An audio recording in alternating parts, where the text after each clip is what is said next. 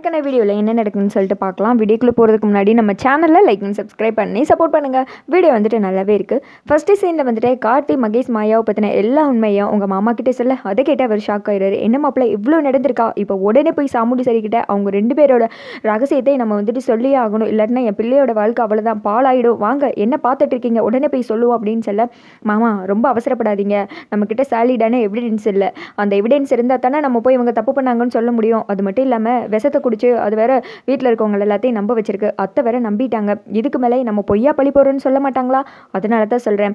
அது மட்டும் இல்லாமல் நம்ம அத்தையோட ஃப்ரெண்டு டாக்டர் இருக்கார் இல்லையா, அவங்களுக்கு எல்லா உண்மையும் தெரியும் மாயா மகேஷை பற்றி, அதனால தான் அவங்களே வீட்டுக்கு வரவிடாமல் அதுங்க தடுத்து இந்த மாதிரி பிளான் போட்டிருக்குங்க.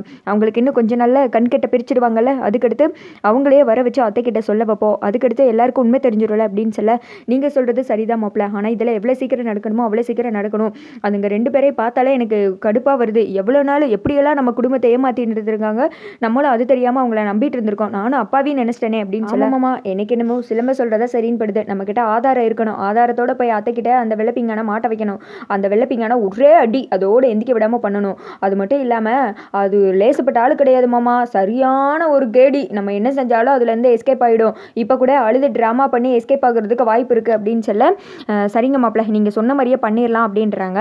நம்ம இங்கே இருந்து ரொம்ப நேரம் பேசினேன்னா எல்லாருக்கும் சந்தேகம் வந்துடும், என் பொண்டாட்டி பார்த்தோன்னா அவ்வளோதான் வானத்துக்கு பூமி குதிச்சிருவா, வாங்க மாமா இங்கேருந்து போகலாம் அப்படின்னு சொல்லிட்டு அவங்க 2 பேரும் அங்கேருந்து கிளம்பிடுறாங்க.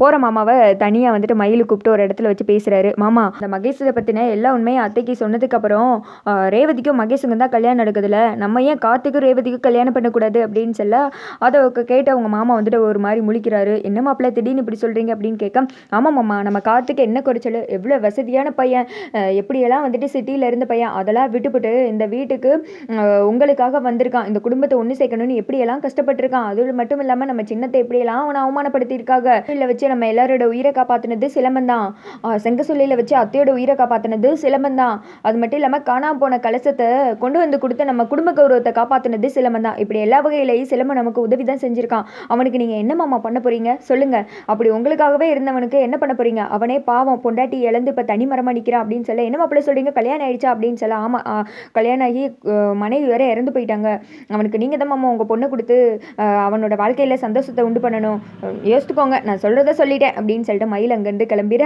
அவங்க மாமா வந்துட்டு யோசித்த மணிக்கு நின்றுட்டு இருக்காங்க. ரைட்டு, மாமா யோசிக்க ஆரம்பிச்சிட்டாரு, எப்படிக்கும் ரேவதிக்கும் கார்த்திக்கும் தான் கல்யாணம் நடக்கும், எப்படியாவது அது நடக்கணும், அப்பனா தான் அத்தையை வந்துட்டு அவை சரி பண்ணுவான், நம்மளோட மான மரியாதைலாம் போய் கிடக்கு, அதையும் கார்த்தி தான் நம்ம கொண்டு வந்து சேர்ப்பான், இந்த கல்யாணம் நல்லபடியாக நடந்தால் அதுவே போதும் அப்படின்னு சொல்லிட்டு மயில் கிளம்பிடுறாங்க. அடுத்த சீனில் நம்ம ஈஸ்வரி பாட்டி வந்துட்டு மீன்களுக்கெல்லாம் உணவு போட்டுட்டு இருக்காங்க. அந்த இடத்துக்கு நம்ம ராஜராஜா வர்றாரு.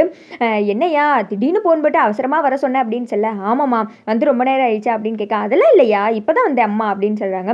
சரிப்பா என்ன விஷயம் அப்படின்னு கேட்கம்மா, நீ கார்த்திக்காக ரேவதியை நம்ம வீட்டுக்கு பொண்ணு கேட்டு வரணும் அப்படின்னு சொல்ல, என்னப்பா இது இப்படி சொல்கிற அப்படின்னு கேட்க, ஏமா நான் இது தப்பாக சொல்லிட்டேனா அப்படின்னு கேட்க, அதெல்லாம் இல்லையா, நான் எப்படி அந்த வீட்டுக்கு வர முடியும், என்னை கண்டாலே ஆகாதுன்னு உன் பொண்டாட்டி குதிச்சுக்கிட்டு இருக்காளே, என்னை பார்த்தேன்னா கூட கொஞ்சம் கோவப்பட மாட்டாளா அப்படின்னு கேட்க, அதெல்லாம் வந்துட்டு பார்த்துக்கலாமா, அவள் எதுக்கு கோவப்படணும், அது என்ன அவளோட வீடு மட்டுமா, நானும் தானே இருக்கேன், எனக்கு ரொம்ப வயசாயிடுச்சுமா, இனிமேலும் பிரிஞ்சிருந்து உறவுலாம் விட்டுட்டு என்னால் இருக்க முடியலம்மா, என் தங்கச்சி பிள்ளைங்களை பாப்பானா அவங்க குடும்பம் எப்படி இருக்குன்னு தெரியாமல் நான் எவ்வளோ நாள் தவிச்சிருக்கேன் தெரியுமா, ஆனால் இப்போ என் மருமக வீட்டிலே இருக்கான், என்னால் பிரிஞ்ச இந்த குடும்பம் என் மகளால் ஒன்று செய்யணும்னு ஆசைப்பட்றேன், கார்த்திக்கு நீ தம்மா ரேவதி எப்படியாவது பொண்ணு கேட்டு வரணும் அப்படின்னு சொல்ல, என் மனசில் இந்த ஆசை இருக்குப்பா, என் பேரன் கார்த்திக்கும் ரேவதிக்கும் தான் கல்யாணம் நடக்கும், என் அப்பே முருகனே கனவுல வந்து சொன்னான்ப்பா அப்படின்னு சொல்ல, அப்படியாம்மா அப்பே முருகனே சொல்லிட்டானா, அப்புறம் யார் நினைச்சாலும் தடுக்க முடியாதுமா, அப்புறம் என்ன இந்த சாமுண்டீஸ்வரி அவன் நினைச்சு என்ன ஆக போகுது, நீ தாராளமாக வந்து கேளுமா, இனிமேலாம் என்னால் உங்களெல்லாம் விட்டு பிரிஞ்சு இருக்க முடியாதுமா, எதையும் நடத்துக்கு பார்த்துக்கலாம் அப்படின்னு சொல்லிட்டு நான் துணிச்சுக்கிட்டேம்மா, நீங்கள் வாங்க எல்லாத்தையும் நான் பார்த்துக்கிறேன், அதுக்கும் மேலே இந்த கடவுள் நமக்கு துணை இருக்காரு அப்படின்னு சொல்ல,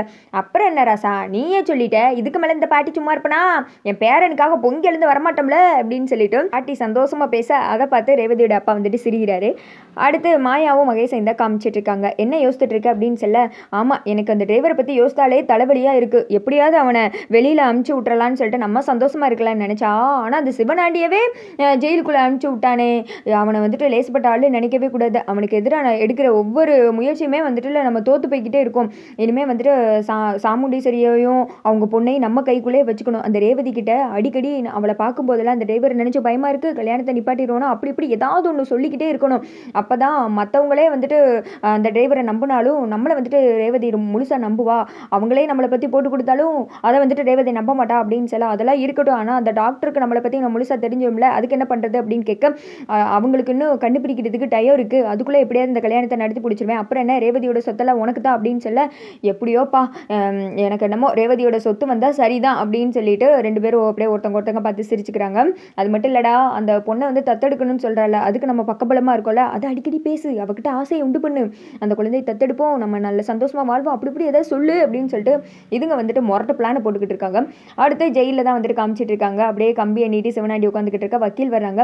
என் கட்சிக்காரர் மேலே தெரியாமல் ஒரு பழியை போட்டாங்க, அவர் அதெல்லாம் பண்ணலை அப்படின்னு சொல்ல, எவிடன்ஸோட எல்லாருமே இருந்து சொல்கிறப்பே நீ இந்த புழு புழுகிறியே, அதெல்லாம் அவர் வெளியில் விட முடியாது, ஜாமீன்லாம் வந்துட்டு கொடுக்க முடியாது, கோர்ட்டில் போய் வாங்கிக்கோங்க அப்படின்னு சொல்ல, என்ன இப்படி சொல்கிறீங்க, எஃப்ஐஆர் தான் போடல, இல்லை உங்களுக்கு பார்த்து பண்ணுறதை பண்ணிடலாம் அப்படின்னு சொல்ல, எனக்கு நீங்கள் ஒரு அளவும் பண்ண வேணாம், எஃப்ஐஆர்லாம் போட்டாச்சு, இனி நீங்கள் ஜாமீன் வாங்கணும்னா கோர்ட்டுக்கு தான் போகணும் அப்படின்னு சொல்லி போலீஸ் சொல்லிடுறேன். ப்ரோ என்னையா என்கிட்டே லந்து பண்ணிக்கிட்டு இருக்கேன், நான் யாரும் தெரியும்ல அப்படின்னு சொல்ல, நீ யாரை வேணா இருந்திருப்போம், இப்போதைக்கு நீ ஒரு அக்யூஸ்டு, அப்பெல்லாம் ஜாமீன் தர முடியாது, கிளம்புங்க, இன்னும் 2 நாள் லீவு சார், பார்த்து பண்ணுங்க அப்படின்னு சொல்ல, அப்போ திங்கக்கிழமை வந்து வாங்கிக்கோங்க ஜாமீன் அப்படின்னு சொல்லிட்டு போலீஸ் கராராக பேசி அனுப்பிச்சு விட்டுற. சந்திரா வந்துட்டு ஃபோன் பண்ணுறாங்க, என்னாச்சு அப்படின்னு கேட்க, வக்கீல் வந்துட்டு 2 நாள் கழிச்சு தான் எடுக்க முடியும் அப்படின்னு சொன்னதுமே முன்னாடி அவங்க ஃபோனை வாங்கி பேசுகிறாங்க. நீ எதுக்கு கவலைப்படாத, எனக்கு ஒன்றும் ஜெயில் புதுசு கிடையாது, அதெல்லாம் நான் வந்துட்டு அடுத்த நாள் ஜாமீனில் வந்துக்கிறேன், ஆனால் நம்மளோட முயற்சியை கைவிடக்கூடாது, அந்த மகேஷுக்கு ரேவதிக்கு எப்படியாவது கல்யாணம் நடக்கணும், நீ முதல்ல அந்த பிளானை மட்டும் பாரு அப்படின்னு சொல்ல, சரிங்க, இருந்தாலும் நீங்கள் அங்கே இருக்கிறத நினச்சா எனக்கு கவலையாக இருக்குது, சரி விடுங்க எல்லாத்தையும் பார்த்துக்கிறேன் அப்படின்னு சொல்லிட்டு ஃபோனை கட் பண்ணிடுறாங்க. சீனில் கார்த்தி வந்துட்டு டாக்டரோட வீட்டுக்கு தான் போயிருக்காங்க. அவங்க பொண்ணு வெளியில் விளையாண்டுட்டு இருக்காங்க. வாங்க அங்கிள் அப்படின்னு சொல்லிட்டு உள்ளே கூட்டு போகிறாங்க. யார் அப்படின்னு கேட்க, நான் தான் சாமுண்டீஸ்வரி மேடம் இருக்காங்களா, அவங்க வீட்டு டிரைவர் அப்படின்னு சொன்னதுமே, வாங்க தம்பி என்ன வேணும் அப்படின்னு கேட்டதோ, இல்லை மேடம் உங்களுக்கு கண்ணு சரியாயிடுச்சான்னு பார்த்துட்டு வர சொன்னாங்க அப்படின்னு சொல்ல, இன்னும் 2 நாளில் கட்டுப்பிரிச்செல்லாம் சொல்லியிருக்காங்க, அதுக்கடுத்து ரேவதியோட கல்யாணத்தை பார்க்கணும் தான் எனக்கு ஆசை, பொண்ணு மாப்பிள்ளையை வாழ்த்தணும் அப்படின்னு சொல்ல, கார்த்தி அமைதியாக இருக்காங்க. என்ன தம்பி அமைதியாக இருக்கீங்க அப்படின்னு கேட்க, ஒன்றும் இல்லை மேடம், உங்களுக்கு எப்போ கண்ணு பிரிக்கிறாங்கன்னு சொல்லி எனக்கு இன்ஃபார்ம் பண்ணுறீங்களா, ஒரு முக்கியமான விஷயம், அது உங்களை வச்சு தான் பேச முடியும் அப்படின்னு சொல்ல, சரி தம்பி அப்படி என்ன விஷயம் அப்படின்னு கேட்க, முதல்ல கட்டுப்பிரிக்கட்டும், அதுக்கடுத்து நான் சொல்கிறேன் அப்படின்னு சொல்லிட்டு கார்த்தி அங்கேருந்து கிளம்பிடுறாங்க. அடுத்து வந்துட்டு வீட்டில் சாமுண்டீஸ்வரி அவங்க உட்காந்துக்கிட்டு இருக்கா. பாட்டிமா 2-3 பெரியவங்களோட ரேவதியை பொண்ணு கேட்கறதுக்கு வந்திருக்காங்க. அங்கே நில்லு, எதுக்கு உள்ளே வர அப்படின்னு கேட்க, பாட்டி அதெல்லாம் மீறி ஜாமுன்னு வந்துட்டு உள்ளே வந்து நிற்கிறாங்க. யாரை கேட்டு நீ உள்ளே வந்த, உன்னை என்ன வெத்தலை பார்க்க வச்சு அழைச்சனா அப்படின்னு சொல்ல, யாரை கேட்டு வரணும், இது என்னோட வீடு, என்னோட ராஜ்யம், நீ ஒன்று வெளியில் போ அப்படின்றாங்க. இது உன்னோட வீடு மட்டும் கிடையாது, என் பையனோட வீடும் தான், நான் இங்கே இருந்து என் பையன் பேரம்பேத்திகளை பார்த்து பேசிட்டு தான் போவேன், அதை உன்னால் நினச்சாலும் தடுக்க முடியாது அப்படின்னு சொல்ல, என்னம்மா பெரியவங்ககிட்ட இப்படிலாம் பேசுறியா, என்னதான் இருந்தாலும் அவங்க அத்தை தானே அப்படின்னு சொல்ல, நானா இவங்களை இங்கே வர சொன்னேன், என்கிட்ட வந்து அசிங்கப்பட்டு நான் கேட்டேனா, இதுவாக வந்துட்டு சட்டியை தூக்கிட்டு வந்து அசிங்கப்பட்டு நின்றுக்கிட்டு இருக்கு இப்போ அப்படின்னு சொன்னதுமே, என் பேரனுக்கு பேத்தியை பொண்ணு கேட்டு வந்திருக்கேன், பொண்ணு கொடு அப்படின்னு சொல்லி கேட்குறாங்க. என்னது உன் வீட்டுக்கு நான் வந்துட்டு என் பொண்ணு கொடுக்கணுமா அப்படின்னு சொல்லிட்டு சாமுண்டீஸ்வரர் வந்துட்டு முறைக்கிறாங்க. அதை பார்த்ததும் இந்த திக்க கார்த்திக் ஒன்றும் புரியலை. அப்போது மயில் நினைக்கிறாரு, ஓஹோ இதெல்லாம் மாமா ஏற்பாடு தானா அப்படின்னு சொல்லிட்டு சிரிச்சுக்கிட்டு இருக்க. ரேவதி வந்துட்டு அப்போ இவங்க தான் என் அப்பாவோட அம்மாவா அப்படின்னு சொல்லிட்டு சிரிக்கிறாங்க. அதோட பார்த்தீங்கன்னா வீடியோ வந்துட்டு முடிஞ்சிது.